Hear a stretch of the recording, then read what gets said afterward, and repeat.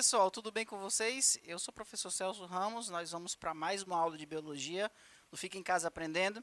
E hoje nós vamos estudar animais cordados falando sobre anfíbios, certo? Nós já tivemos uma primeira aula em que nós estudamos os cordados no geral. Nós vimos lá os principais grupos do filo dos cordados. Eu falei dos urocordados, cefalocordados e falei dos vertebrados. Aí a gente vai agora falar somente dos vertebrados. Tivemos uma aula sobre peixes, né? E agora nós vamos falar dos anfíbios. Vocês vão ver as características gerais dos anfíbios. O que um anfíbio pode ter como característica para que ele seja enquadrado nesse grupo, né? E aí vamos falar sobre a classificação dos anfíbios e a fisiologia. A gente vai trabalhar um pouco, ver algumas características fisiológicas que ocorrem em todos esses animais desse grupo, tá?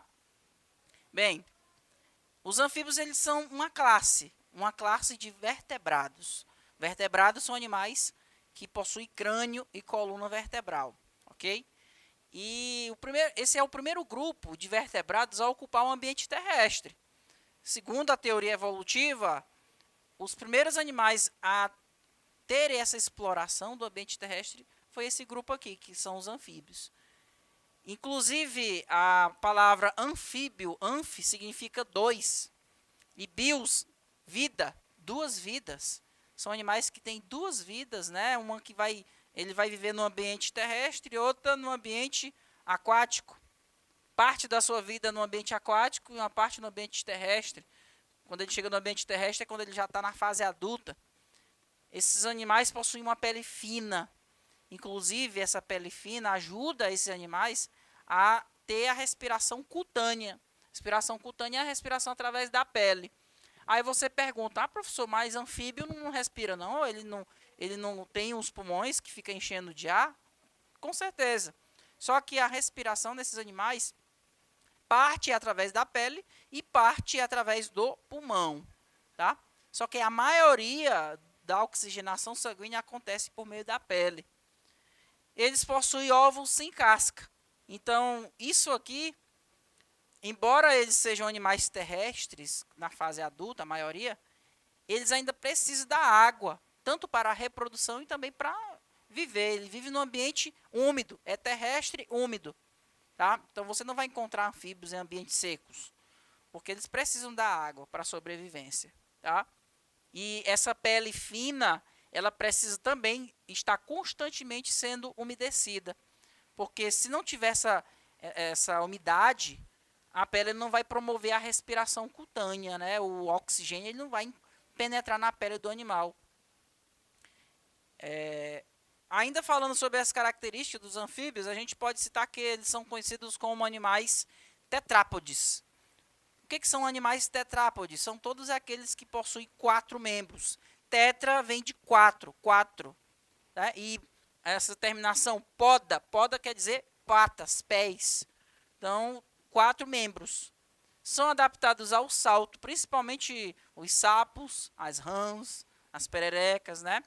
E essa é uma característica interessante porque é com base nesses membros que eles vão poder se locomover no ambiente terrestre. A partir do momento que eu tenho um animal terrestre, ele agora precisa suportar a gravidade. E essa gravidade ela é suportada graças a esses membros, ok? Outra característica, pele flexível, fina, lisa e úmida. Isso ajuda a ter essa respiração cutânea. A pele é rica em glândulas. Aí a gente pode citar o exemplo dos sapos, né, que contém muitas glândulas de veneno. São animais pecilotérmicos. O que é pecilotérmico? Pecilotérmico quer dizer que o animal ele varia a sua temperatura corporal de acordo com o ambiente externo. São animais, digamos assim, de sangue frio. Tá? Eles não produzem calor próprio. A sua temperatura interna depende do ambiente. Então, é pecilotérmico, a temperatura varia de acordo com o ambiente, tá? Aliás, temperatura do corpo variável, tá? E ectotérmico é temperatura do corpo que varia de acordo com o ambiente. Agora, falando da classificação. Esses animais, pessoal, eles são classificados, tem cerca de 4.000 espécies conhecidas no mundo, tá? 250 espécies que nós conhecemos atualmente são originárias da Amazônia. E eles são classificados em 3 grupos distintos. Nós temos os anfíbios anuros, urodelos e anfíbios conhecidos como ápodes, tá? Cada nomezinho desse aqui tem a ver com a presença de cauda ou a ausência dessa cauda. Por exemplo, a nuro, o A é de negação. Nuro de cauda, né? Presença, ausência de cauda. Aí a gente pode citar, por exemplo, os sapos, as rãs, as pererecas, né? Urodelos são anfíbios que possuem cauda. A gente pode citar, por exemplo, as salamandras, ok? E os ápodes. Ápode, ó, A de negação, podes, cauda, ausência de cauda. Aí a gente pode citar, por exemplo, esse animal conhecido como cobra cega, tá? Alguns podem ter patas muito pequenas, rudimentares. Outros nem patas vão ter, tá? As cobras cegas também são chamadas de cecília, tá? É um nome também que é utilizado para chamar cobra cega. Então, vamos falar sobre cada um. Os anuros. Os anuros, como a gente já citou, são anfíbios que não possuem cauda. Aí a gente pode citar aqui o sapo, a perereca e a rã. Aí você me pergunta, tem diferença entre sapo, rã e perereca? O que vocês acham? Eu olho para o sapo, vejo que a pele dele é repleta de glândulas de veneno, né? Que produz aquele famoso leite de sapo, tá? A gente olha para uma perereca dessa, além do tamanho, ela consegue dar saltos maiores. E na ponta dos dedos dela, pessoal, ela tem umas ventosas, né, que ajuda ela, por exemplo, a subir em paredes. A rã, ela não tem essas ventosas, a pele é mais lisa, tem menos glândulas. Então, assim, de maneira geral, a gente pode distinguir esses 3 dessa maneira, tá? Todos eles são animais carnívoros, se alimentam de insetos, principalmente. Tem alguns sapos que até pássaros conseguem comer. Então, imagina, sapos enormes conseguem pegar pássaros, tá? Conseguem pegar aranhas grandes, ok? Os urodelos são anfíbios que possuem cauda, tá? Possuem o corpo alongado e cauda. São animais tetrápodes também, assim como os anuros. Exemplo de urodelos, a gente pode citar a salamandra, tá? O tritão e o axolote. O axolote, na verdade, ele é um filhote de salamandra. Vamos lembrar que eles são anfíbios. Então, quando ele está na fase de filhotinho, nós temos aqui o axolote. Quando ele fica adulto, vira uma salamandra, tá? Você olha para a salamandra, você vai perceber que ela tem as brânquias, são externas, né? Que é esse monte de fio, é como se fosse o fio de cabelo, mas na verdade isso aqui são brânquias, tá? Para ela conseguir respirar debaixo d'água. Os ápodes são anfíbios, como a gente já citou, que não têm patas, né? Não possuem patas, possuem um corpo cilíndrico. A gente pode citar as famosas cecílias ou cobras cegas. Pessoal, algumas situações que a gente pode citar para vocês com relação à cecília é que no caso das cecílias, você pode confundir elas muitas vezes com répteis, com cobras. Tá? Elas podem ser confundidas com lagartos sem patas. Tá? Existem lagartos que não têm patas, tá? Que podem ser confundidos com cecília. Então, na dúvida, pessoal, não vai querer pegar nesses animais, porque de repente você pode achar um réptil ao invés de um anfíbio, né? Agora, falando da fisiologia desses animais anfíbios. Os anfíbios, eles possuem uma fisiologia comum, tá? A fisiologia é como o corpo funciona. Então, são características que todos eles compartilham. E a gente pode citar, com relação à fisiologia, a nutrição. Como eu já mencionei para vocês, todos esses animais são carnívoros, ok? Se alimentam de pequenos animais, como insetos, né? Como no caso dos sapos, podem até mesmo ser pássaro. E uma característica interessante com relação à nutrição desses animais é que a língua do sapo ela é presa anteriormente e posteriormente ela é solta. Então, na verdade, ela sai assim. Então, a ponta da língua dela é presa e a parte de trás da língua vai para frente. Aí ela consegue alcançar maiores distâncias e conseguir pegar o seu alimento, né? Tem que ser rápido.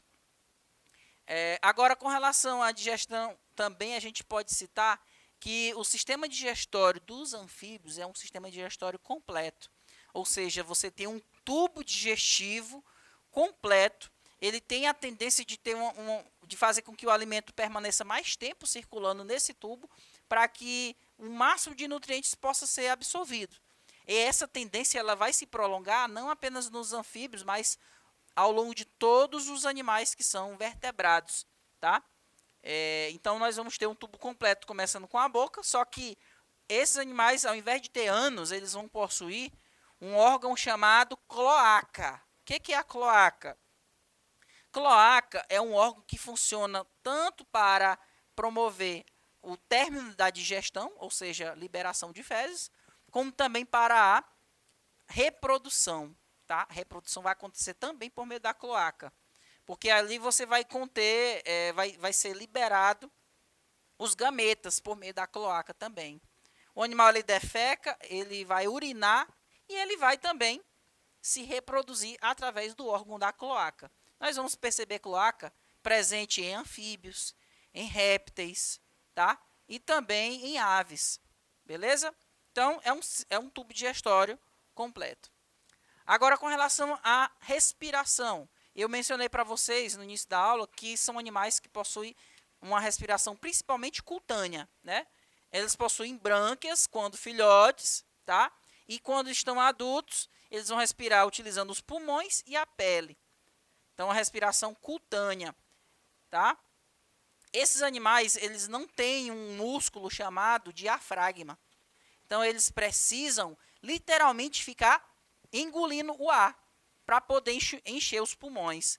É uma respiração pulmonar muito rudimentar, então ela não é suficiente para oxigenar o sangue desses animais. Então, uma parte é oxigenada pelos pulmões e uma outra parte vai ser oxigenada através da pele. Eu tenho aqui a pele do animal, que é uma pele lisa, bem úmida, tá? E os gases respiratórios, como o gás carbônico e o oxigênio, eles vão se difundir por meio da pele. O oxigênio, como ele está mais concentrado na atmosfera e menos concentrado no vaso sanguíneo que está passando aqui na pele, ele vai se difundir para o vaso sanguíneo, certo? E no sangue, nessa parte que está azul aqui da corrente sanguínea, está rica em gás carbônico. Está mais concentrado em gás carbônico, então ele tem a tendência de sair para a atmosfera, tá? Então, o vaso sanguíneo que estava azul aqui, ó, ele chega na pele e se transforma e fica vermelhinho. Por que isso aconteceu? Porque quando ele estava azul, ele estava rico em gás carbônico, tá? Ao receber o oxigênio, o sangue vai ficar vermelhinho, vai ficar rico em oxigênio. Então, ele se torna arterial. Sangue rico em gás carbônico é venoso e sangue rico em oxigênio, a gente diz que é um sangue arterial, tá? Então, o sangue chega venoso aqui e volta arterial, tá? Porque a pele vai ajudar nessa oxigenação. A circulação desses animais, a gente diz que ela é fechada, dupla e incompleta. O que isso significa? Circulação fechada é quando o sangue circula somente no interior de vasos sanguíneos, tá? Ele não vai sair do vaso sanguíneo, nem das veias e nem das artérias. É dupla porque o sangue ele vai passar 2 vezes pelo coração. E é incompleta porque nesse processo de circulação, o sangue venoso, que é rico em gás carbônico, ele vai se misturar com o sangue arterial. Então, vamos entender isso aqui, como é que ocorre. Eu tenho aqui um esquema da circulação sanguínea dos anfíbios. Como eu já falei para vocês, ela é fechada, ó, só fica dentro de vasos sanguíneos. Ela é dupla, por quê? Olha só, o sangue chega aqui no átrio direito, o coração dos anfíbios, pessoal, tem 3 cavidades, tá? 2 átrios e um ventrículo. Então, ele chega aqui pelo átrio direito, aí o átrio direito sofre uma contração, que a gente chama de sístole, e aí ele vai para o ventrículo. Veja, no ventrículo, ele está se misturando com o sangue que está rico em oxigênio, ó, o sangue azulzinho se misturando com o sangue vermelho. Então, como está acontecendo essa mistura, a gente diz que é incompleta, tá? Aí, ó, no ventrículo ele sofre uma contração e ele é jogado para os capilares pulmonares, certo? Aí, lá nos capilares pulmonares, que é lá no pulmão, ele vai, o sangue que está azulzinho, rico em gás carbônico, vai receber oxigênio. Então, ele entrega o gás carbônico para o pulmão, aí o sapo libera esse gás carbônico, né? E ao inspirar o oxigênio, esse oxigênio lá nos pulmões, ele vai entrar no vaso sanguíneo, nesses capilares. Então, veja que ele estava azul, ficou vermelho. Por que ele ficou vermelho? Porque antes ele era venoso, rico em gás carbônico, agora ele vai ficar arterial, que é rico em oxigênio. Então, ele vai voltar para o coração por meio do átrio esquerdo. Olha só, segunda vez que ele está passando no coração, por isso que é uma circulação dupla. Ó. Então, aí ele volta para o átrio esquerdo, é bombeado para o ventrículo esquerdo e depois esse sangue rico em oxigênio, veja que ele tem um ponto de contato com o sangue venoso, por isso que é uma circulação incompleta. E aí aqui no ventrículo ele vai sofrer uma sístole, uma contração, tá? E aí ele vai jogar esse sangue rico em oxigênio para os tecidos, os capilares sistêmicos, onde ele vai alimentar as células, né, dos tecidos do animal, vai entregar para essas células o oxigênio e novamente essas células vão entregar para esse sangue o gás carbônico. Tá? Elas consomem o oxigênio que ela recebe do sangue e entrega para o sangue o gás carbônico. E aí o sangue deixa de ser arterial, que é rico em oxigênio, e se torna venoso, que é rico em gás carbônico. E aí ele volta novamente para o coração através do átrio direito. E assim começa o ciclo novamente. Então, nesse processo, o sangue passou ó, pelo coração duas vezes a circulação dupla. É incompleta porque o sangue venoso e o arterial se misturam bem aqui no ventrículo, certo? E é fechada porque só vai passar no interior de vasos sanguíneos. Beleza, pessoal? Agora, com relação aos órgãos sensoriais, esses animais possuem uma visão bem desenvolvida. Tá? Eles conseguem encontrar presas facilmente, principalmente no escuro. Imagina um sapo que tem que procurar insetos à noite. Então, ele tem que ter uma visão muito boa. Tá? Inclusive, eles possuem glândulas lacrimais que ajudam na lubrificação dos olhos. Tá? E, além do mais, essa característica aqui, ó, a presença de pálpebra, ela vai surgir nos anfíbios. Tá? Coisa que não existia nos peixes. Você já viu o peixe piscar o olho? Não, né? Porque não tem pálpebra nos peixes. Ela passa a se fazer presente nos anfíbios, tá? Esses animais possuem uma membrana ali próximo do olho, na parte de trás, que é a membrana auditiva, ajuda na audição. E esses animais também, no processo de acasalamento, eles promovem a sonorização. Por isso que à noite você vai, dependendo da espécie de sapo, você escuta o barulho de sapo, né? Isso é no processo de acasalamento. Ok? E esses animais têm a fecundação deles vai ser externa, tá? Vai ser externa. Nós vamos encontrar aí, na hora do ato sexual, eles vão promover um abraço. Esse abraço, o macho vai abraçar a fêmea por trás. Esse abraço é chamado de amplexo, tá? Amplexo.